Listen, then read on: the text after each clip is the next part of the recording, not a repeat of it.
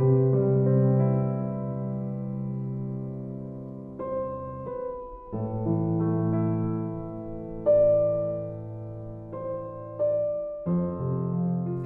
its contemporary, the saltwater crocodile, would indeed end up surviving the environmental changes that killed off the Mecasucines and would spread around South Asia, Indonesia, Australia, and its neighboring islands. Though while it would survive the climate changes that killed its relatives, it would unfortunately face a new threat at the turn of the 20th century. For a while, the humans did not contribute significantly to the death of Quinkana. They would unfortunately wreak havoc upon the remaining crocodilians left on the continent, later on in history. Unregulated hunting for both its meat and eggs would cause a dramatic decline in the population throughout the range of this animal, and along with overhunting, habitat loss, and nesting areas being trampled by feral water buffalo. These effects have affected saltwater crocodiles throughout their range, especially in their Australian populations, with them falling by 95% by 1971. And even though saltwater crocodiles would finally receive full protection under Australian law between the years of 1970 to 1974, this wouldn't be without its setbacks. Saltwater crocodiles have a notorious reputation for being man-eaters, and while attacks from crocodiles are rare, it's more often than not the crocodiles taking the brunt of the blame, with the majority of the general public viewing these animals as pests at best and monsters at worst.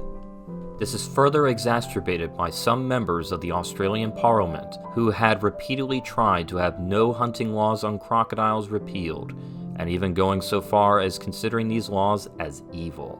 With all of these issues facing the saltwater crocodile, it seemed for a time like the future was bleak. However, at the turn of the 1990s, one man would change not only our perception on these fantastic reptiles, but of our entire view on nature as a whole.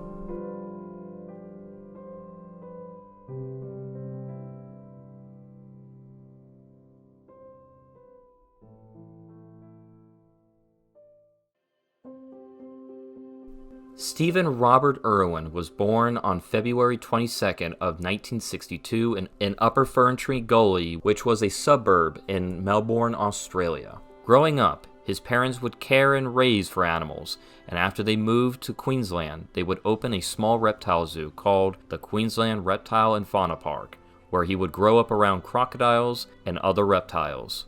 Steve would eventually go on to take over management of the park, which would later be renamed the Australia Zoo in 1991, and a year later he would meet his future wife Terry Raines. After they got married, they would spend their honeymoon in Queensland trapping what are known as nuisance crocodiles. Footage taken from their honeymoon would eventually become the pilot episode for the new world-famous show, The Crocodile Hunter, running from 1997 to as late as 2007 with the special Secrets of the Crocodile. This series would captivate audiences around the world about conservation and understanding the true nature of our world's incredible animals. Steve gave us all a new perspective on animals that we once used to consider as evil, vile, and horrible monsters, but instead as animals that have been misunderstood for so many years by so many people. And it is thanks to people like Steve Irwin that these animals have begun to receive the respect and protection that they always deserved. And though while it may be true that the ancient terrestrial crocodile is no longer with us, we can all take solace in the fact that its closest relatives alive today will all be with us for the foreseeable future. And this is in no small part due to the Australian legend Steve Irwin, whose conservation efforts have had immeasurable lasting impacts on not only Australian crocodilians, but indeed all modern crocodilians alive today, the closest living relatives to Quinkana and Outback terror.